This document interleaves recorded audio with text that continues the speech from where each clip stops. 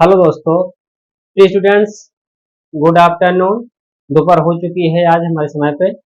अब आज आपको मैं पढ़ाने वाला हूँ क्वेश्चन टैग। आप लोग जो ऑफलाइन बैच में आए थे उन्हें कुछ कुछ कुछ क्वेश्चन टैग हो चुके थे, कुछ मैं आपको वीडियो बना के आपको डाल रहा हूँ। आप अपने मोबाइल पर देख लीजिएगा और हमसे जुड़े रहिएगा। जो भी नया बच्चा है जुड़ना चाहता है तो लाइक सब्सक्राइब वीडियो को जरूर कर लें ताकि हम आपसे मिलते रहें, नोटिफिकेशन आपको समय से मिल जाए। सबसे पहले हमने देखा यहाँ पे क्या लिखा, क्वेश्चन टैग। क्वेश्चन टैग किस प्रकार से बनाए जाते हैं अंग्रेजी में वो पढ़ना है। तो कुछ नियम लिखा चुका था पहले। अब इसमें मैंने बताया आपको क्वेश्चन टैग में सम इम्पोर्टेंट हिंट। कुछ हिंट होते हैं किसी ना किसी चीज की, क्या होती है, कोई ना कोई क्या होता है, नियम होता है, हिंट होती है। किस हिंट से हम समझ सकते हैं क्या होने वाला क्वेश्चन टैग में। तो क्वेश्चन टैग में क्या है भाई साहब, some important hint. Question tag किस तरीके का बनेगा इस शब्दों का, तो हमें लिखा है कि यदि यदि दिए गए वाक्यों में, हमने क्या लिखा है, यदि दिए गए वाक्यों में सब्जेक्ट प्रोनाउन, सब्जेक्ट या तो नाउन होगा या क्या होगा, प्रोनाउन होगा। सब्जेक्ट हमने यहाँ क्या लिखा, प्रोनाउन। प्रोनाउन क्या, तो प्रोनाउन में ही सी एट नेम आता है ना, लेकिन इसमें प्रोनाउन क्या बताया जा रहा है, इसमें बताया जा रहा है वन, दिस, वन माने एक, दिस, दैट, दीज, दोज या देयर।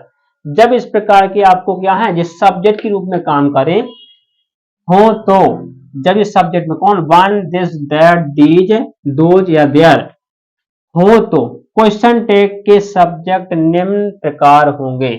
तो इनका सब्जेक्ट किस प्रकार से बनेगा उसको देखना है आपको। तो मैंने फिर लिखा वन, वन का हमेशा वन ही रहेगा सब्जेक्ट, कोई परिवर्तन नहीं किया जाएगा। तो दिस का क्या, दिस या दैट लिखा हो तो दिस और दैट का क्या बनता है, एटम। दिस और दैट, दिस का प्रयोग करते थे, मैंने बताया था आपको, दिस का प्रयोग करते हैं पास के लिए और दैट का प्रयोग करते हैं दूर के लिए, पढ़ा चुका हूं ये चीज। अब क्या लिखा है इसमें, एट। दिस और दैट का होता है प्रयोग, सब्जेक्ट में क्या होगा, इट होगा। और देयर का क्या होगा, हमेशा देयर ही रहेगा सब्जेक्ट, कोई परिवर्तन, नो चेंजिंग। और दीज का, दीज और दोज, दीज और दोज का होता है दे।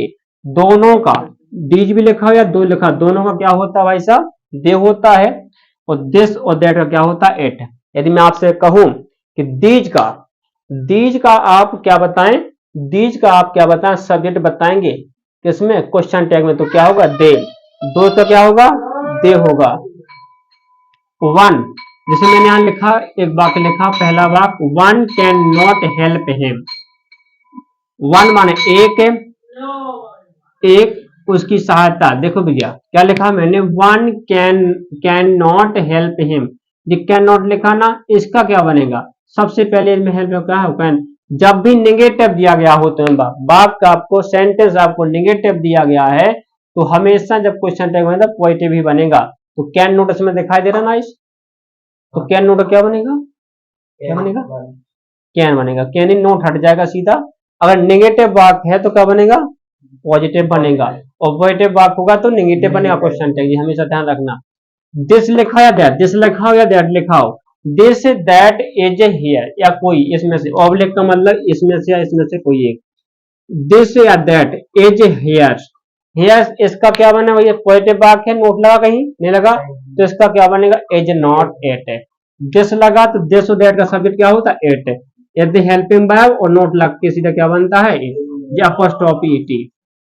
अब देखिए भैया, परंतु जब उपरोक्त प्रोनाउन, जब उपरोक्त प्रोनाउन का प्रयोग एडजेक्टिव, किसके रूप में, एडजेक्टिव, एडजेक्टिव्स के रूप में किया गया हो, एडजेक्टिव मतलब विशेषण। जब क्या बताया जाए, क्या बताया जाए विवेक, विशेषण, क्या बताया जाए, जब भी प्रोनाउन का विशेषण बताया जाए के रूप में किया गया हो, तो क्वेश्चन टैग का सब्जेक्ट इनके बाद आने वाला नाउन के अनुसार किया जाएगा। तो इसका किसके भाषा बदलेगा, सब्जेक्ट किसके साथ बदलेगा, जिस प्रकार से नाउन होगा, नाउन को देख करके सब्जेक्ट को बदला जाएगा।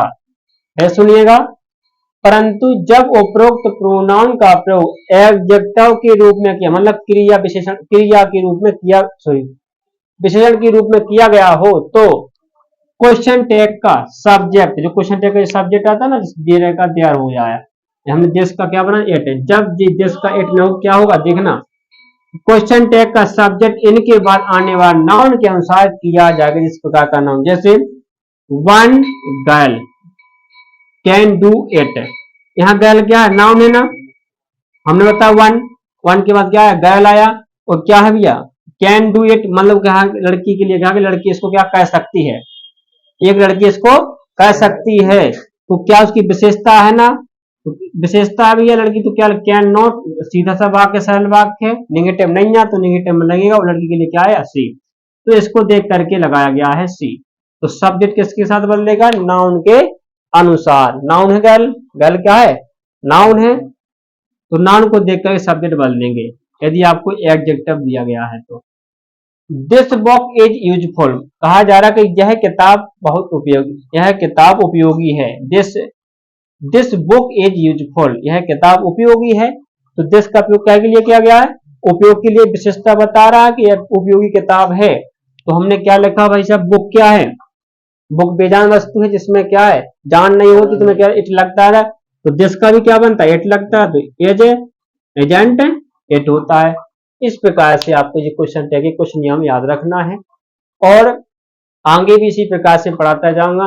आपको अच्छा लगता है वीडियो या समझ में आता है कमेंट कीजिए, बुरा लगता है तो बुरा लिखिए, अच्छा लगता है तो अच्छा लिखिए, ताकि हम और अभी आपके लिए सुधार करें और अच्छे समझ में आए। तब तक के लिए नमस्कार, थैंक यू।